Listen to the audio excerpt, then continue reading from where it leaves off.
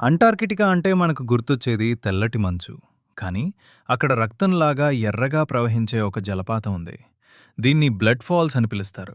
మంచు కొండల మధ్య ఈ ఎర్రటి నీరు చూడ్డానికి కొంచెం భయంకరంగా ఉన్నా, దీని వెనుక ఒక ఇంట్రెస్టింగ్ సైన్స్ ఉంది. చాలామంది ఇది రక్తం అనుకుంటారు, కానీ అది నిజం కాదు మామా. ఈ నీటిలో ఐరన్ కంటెంట్ చాలా ఎక్కువగా ఉంటుంది.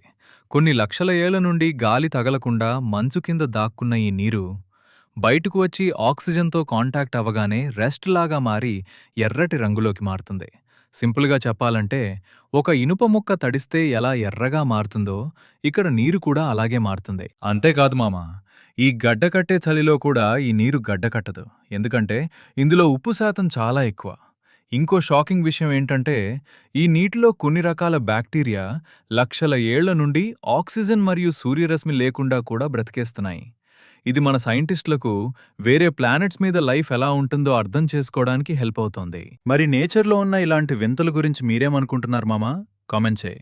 ఇలాంటి మరిన్ని మైండ్ బ్లోయింగ్ అప్డేట్స్ కోసం మన ఛానల్ని సబ్స్క్రైబ్ చేసుకో.